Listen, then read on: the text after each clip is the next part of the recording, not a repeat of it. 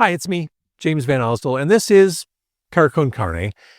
And I'm recording this because I wanted you to understand what's been going on with me in the past month and a half. You've been hearing guest hosts on Carcon Carne, including my own daughter, and you'll continue to hear guest hosts in the coming weeks. But I wanted you to understand why this is happening, and I'm thrilled that I have the guest hosts I have.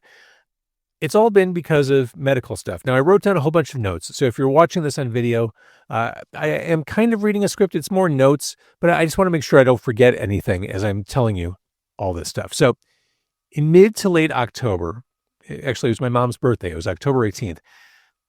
That night, I experienced the most profound and intense stomach/abdominal pain I've ever experienced.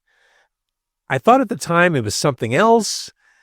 In fact, I kind of pretended, I guess, that it couldn't have been that severe, but it was bad. And I spent the next 2 days, don't do this if this ever happens to you, don't delay. Spent the next 2 days basically incapable of doing anything other than staying in bed and being miserable. I couldn't read.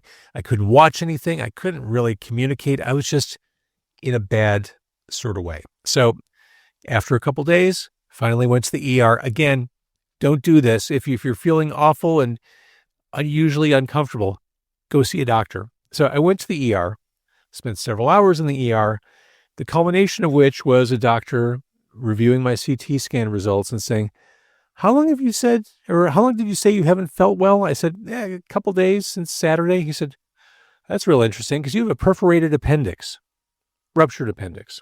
He actually said that and walked away, which was the weirdest, bomb to drop without a follow-up. I was admitted right after that, spent 3 days in the hospital, taking a massive course of antibiotics. And the plan was to feed me full of antibiotics in the hopes of reducing all the infection caused by my ruptured appendix and preventing an abscess from growing. The goal was to get everything kind of cleared out and settled there so that doctors or surgeons could go back 4, 6, 8 weeks from then and remove the appendix without any clutter in the way. So they sent me home after 3 days with massive antibiotics, these huge horse pills. I took them 3 times a day. The problem was I didn't get better. In fact, I got pretty quickly worse. After just a few days back at home, I called a friend of mine who's a doctor. In fact, he's been on the show a bunch. He's a punk rock doctor. And I asked for his advice, and he's like, get to the ER. Always trust your punk rock doc. So I went back to the ER. I was admitted pretty quickly, a lot faster than the first time around. And that hospital stay lasted for 5 days. And the scans this time around, the CT scans revealed that, an abscess had grown. And to get rid of it, it needed to be drained. And to enable that drainage, the hospital's interventional radiology team placed a drainage tube in my stomach to suction out all the grossness that was developing in my abdomen. Now, the tube itself was incredibly uncomfortable because it essentially had impaled my abdomen to get to the abscess, which made it really difficult. It was like I had no core. Not that I had much to start with. I had no core to maneuver in and out of bed, cars, off and on furniture. It was really uncomfortable. So the drain went in, suctioning all the disgusting stuff into a bulb that the doctors call a grenade because it looks like a grenade. Oh my God, when you pull the pin, it's awful. I had to drain the grenade and flush it 2 times daily.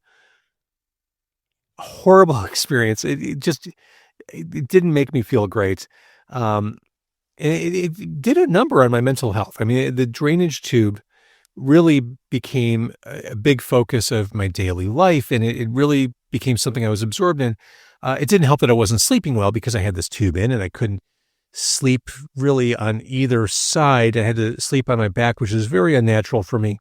It was an awful, awful time. I was fatigued pretty much every day from when I was discharged. What was that? November 1st? Through about a week ago, literally 1 week ago. I tried to stay hydrated. I tried to take in a lot of protein, all the things, but I was lights out in the middle of the day. Just could not keep my eyes open for a stretch for 2 hours. I had to go out for about 2 hours. It wasn't even a nap. It was like a deep sleep. It was ridiculous. So There were a couple other Easter eggs happening at that time from my hospital stays. The first was a loss of my voice, which you can kind of hear remnants of as I'm talking to you right now. My voice was essentially reduced by half by the time I left the hospital, sounding almost entirely lost on some days. I tried to get in with an ENT doctor to figure out what's going on. The soonest available appointment, this will make you feel great about the healthcare system, was July. I couldn't get in to address the fact that I had no voice for weeks on end until July. I finally reached out to my surgical team saying, can you please pull a string? Can you help me with this? The good news is I'm seeing an ENT doc this coming Friday as I'm recording this to figure out what happened to my voice and is it a concern. If you listen close enough, you can hear that I've lost, my voice isn't whole as I'm talking to you right now. The other Easter egg, which was interesting, was profound tendinitis. I had trouble walking for several weeks. I visited an orthopedic doctor, and he said it's not unusual for people who've spent 5 to 10 days in a hospital bed, which I had. It was really difficult to walk. My heel was painful to put pressure on. I would say only within the past 4 or 5 days, I'm not walking without a limp. I mean, the voice and the tendinitis were like, cool. What else can I experience from this appendix situation? Just awful. But there's good news in all of this. This past Monday, the Monday before Thanksgiving, I went for my second drainage check. I was scheduled to go every 2 weeks. They want to make sure it's draining okay, that everything's still in place. Excuse me.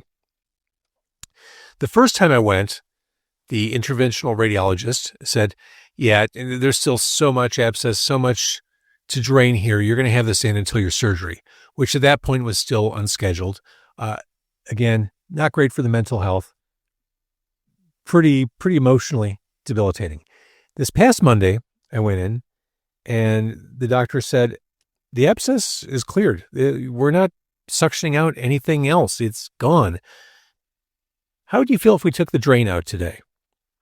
I swear to God, tears like that. I had not emotionally prepared for that to be even a possibility. I just assumed I'd be living with this drain for several more weeks. So the drain came out on Monday, which was such a game changer. Hey, I can sleep on my sides and my dog can walk on me. Things like that. It was a huge step in the right direction, just emotionally and physically. It's made life so much easier right away. So as it stands, my appendectomy surgery is scheduled for mid-January. It was originally scheduled for this month. But then my surgeon called and said, I'm looking at your scans again, and I think I need to bring in a specialist. You may need to lose some of your colon and intestine for them to get this out. There's no way of knowing for sure, but I want you to connect with a colorectal surgeon. Never something you want to hear. But I connected with the colorectal surgeon, went to his office last week, and he said, yeah, there's a chance we may need to do that. It shouldn't have any lasting impacts on your digestion or all the stuff that happens down there. He said, of course, there is a remote chance. Needless to say, as many of you might, I totally fixated on the remote chance, but I'm going to stay positive about that. Oh my God. So that surgery happens in mid to late January. Before I get there, I've got 4, 5 more doctor/medical visits to do. I've got to check in with my PCP. I've got to do blood work. I've got to do another CT scan. I've got that ENT doc this week. And then I have the fan favorite colonoscopy coming up. They just want to make sure everything's cool down there. So awesome. The appendix is no joke. In summary, if you take anything away from me talking, the appendix is no joke. And all this is to say, I wanted to explain my absence. I love having dialogue with my guests, with you. I miss doing this. So like I said, I'm going to record a best of 2025 show. I'm gathering clips right now in my downtime. And I just, up until very recently, I had no desire to record this podcast with guests because I had that tube. I had that stuff draining just outside of my person. I wasn't feeling terribly social, as I'm sure you can imagine. But now I have my energy back. I don't have the tube. I'm thinking about jumping back in soon. But like I said, I've got some more guest hosts, really awesome guest hosts. And I want to make sure we get through those as well. So just wanted to catch you up on everything going on. It's a lot, but a lot of people have asked, and I've been incredibly humbled and just touched by all the outreach I've received. None of this is life-threatening. This isn't cancer. I know people who go through a lot worse shit than this, but it hasn't been fun for me. It's been hard. So I really appreciate messages and thoughts sent my way. I've read everything. If I haven't responded to everything, I've certainly read everything, and I greatly appreciate it. So that all done and said and done. Watch for the Best of 2025 episode. I'm going to try to record that very soon. And lots more outstanding guest-hosted episodes. I hope you had an awesome Thanksgiving holiday. I hope you have an amazing holiday month. And we'll do this again soon.